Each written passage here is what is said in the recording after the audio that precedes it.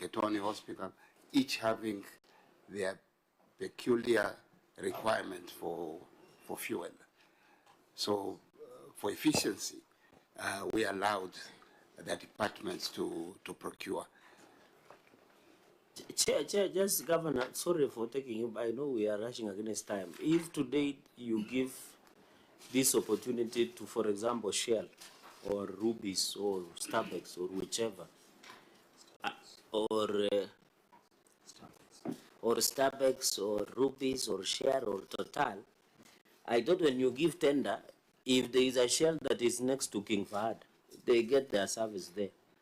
Or you don't have maybe the senator, or you don't have a petrol station, for example, that is prominent within Lamu County, or a company that is prominent. Not really. The geography is maybe a challenge. Chair. Yes, Treasury. Yes, please help us. Yes.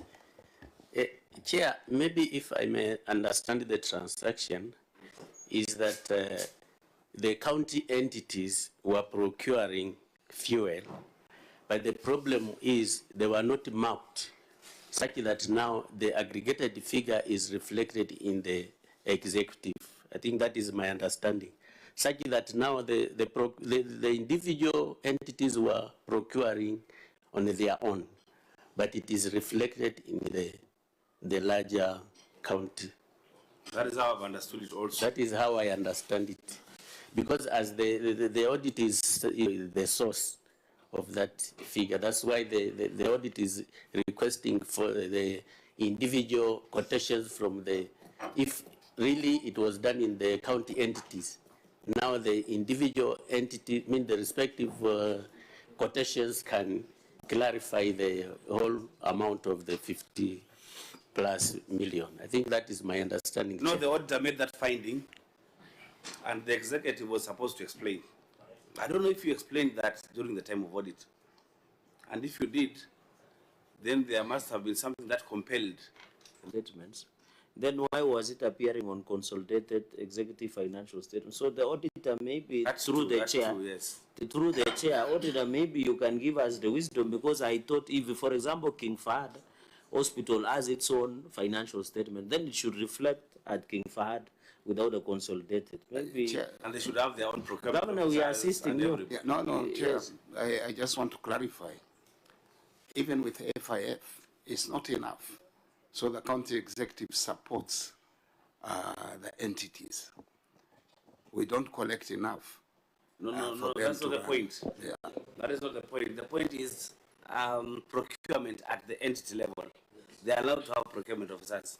Yes, they do that. And so if they are purchasing oil and lubricants less than 3 million, then they are allowed to do procurement at that level. But in that global figure, when it comes to the financial statements, it comes to 60 million. And that's what they mean.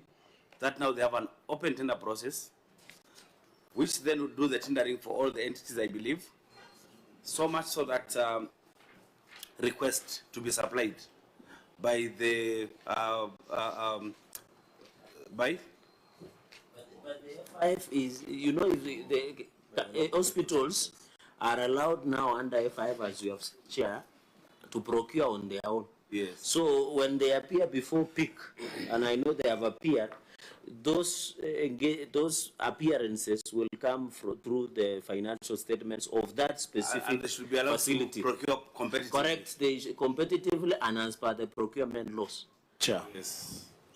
Chair, you know, this procurement for oil and lubricants has been a major challenge for a lot of counties. And I don't know why, because I've also heard my colleague here alluding to a situation where perhaps if you procure with Shell, then is there a Shell that is near a facility that is consuming the oil? I would want to understand how this central procurement would work, because first of all, Chair, you realize that if it is a petrol station branded Shell, it does not mean that it is owned by a Shell headquarters. It's a franchise. So it's a business entity on its own, where it is. So you cannot procure centrally for Shell, and then you assume that any Shell petrol station anywhere will be able to supply the entities that want to consume the oil and lubricants. So this centralized procurement for oil and lubricants, I want to understand how that will work. Perhaps for Lamu it could, because they're small count in terms of land mass. But for places like where we come from, I don't know how that would work. And then also maybe unless we are doing for departments, you know, Department of Education would require fuel, Department of Health, Department of Lands, and each department then has a procuring entity procure on their own. Maybe let's get your wisdom for the open tender. And Chair, for your information, the whole of Lamu East constituency does not have a single petrol station. Even one. Even one. Through the chair, I also want to add that. Yes, see. Thank you, Chair.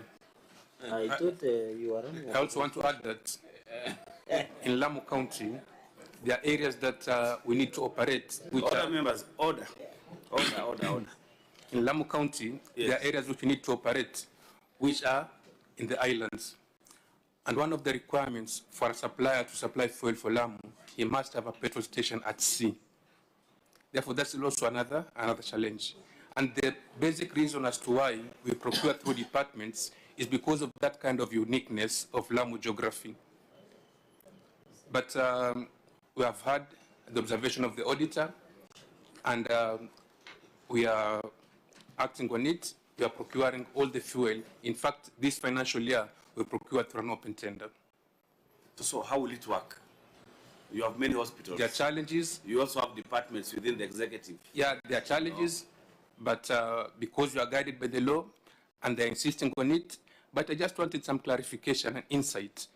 Was it a breach of law to procure through a department which is mandated by law that this department can procure, and the threshold is allowable for that department to procure, and all procedures, in fact the auditor can attest to it, all procedures for procuring through threshold, 3 million were followed.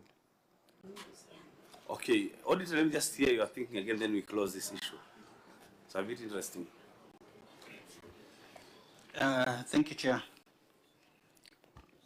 I think what the observation was actually saying is that if you look at the total expenditure, which was 67 million, yeah?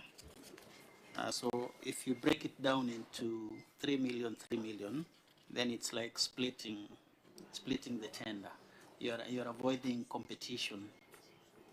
So that was the gist of the query. Yes, thank you, Chair. We'll look at it. Okay, Governor, you want to say something? Yeah. You can open up some other things. The 3 million is threshold. Yes. Doesn't mean that everyone is 3 million. Yeah, I know. It's I 2 understand. million, it's 1 million. I understand. Meaning we did not exceed the threshold. I think for us, because he looked at the global figure to make that observation, for us also we'll sit and write our report according to what will be advised by our people and also how we look at it. Members, because of time, we had said we'll end it at midday, actually some minutes to midday, so that we can start on Nairobi. I have marked the issues that we've looked at. There are issues that we've not looked at that require our attention. So, Governor, we should be able to call you back here, especially for the delayed projects and other issues on, mainly it is just delayed projects. We want to know how far the projects like the county headquarters, construction of governor's residence, further sub-county headquarters, all those we've not looked at. And also we have the issue of ROR, which we've not looked at. So I know we'd have opportunity to invite you again. But our time is up. We need to adjourn for some few minutes, members. I'll give you opportunity to talk. Yeah, we'll have to adjourn for some few minutes, but before we do that, let me have can you donate our time to Senator Lamu to give some remarks? There will really not be closing remarks because we've not finished with this report. So, Governor, please just have your closing remarks, then we would see how to end it. Chair, first, thank you very much on the delayed projects. Thanks to the Senate. What was missing was the funding from the national government. And I appeared before other committees of the Senate to push for this county headquarters funding. And as of yesterday, we have received the first tranche of 120 million. So I just want to express our appreciation to the Senate for pushing, because this money was always budgeted, but it was never paid over to us, the 5 counties. So is that the whole amount that is required to complete? No, I said it's the first tranche. There's still some. Okay, out of how much? But at least we'll be able, like in my county headquarters, a building is there, I can at least complete 1 floor and make it useful for occupation. So I really appreciate and I thank all of you for according us this opportunity. Senator Lamu. Thank you very much, Chair. There is an issue that I wanted us to address on the issue of unfinished projects, but I've not seen it being captured here in the report, although it was supposed to be in the previous year, 2022, 2023. There was a time that the governor came into this committee, and there was some document that he was supposed to provide. And there was some money that was lost, around 795 million Kenya shillings. When the committee issued an instruction that the executive bring the report here, it was never brought. So there's a problem, Chair, because the governor took me to court on that issue.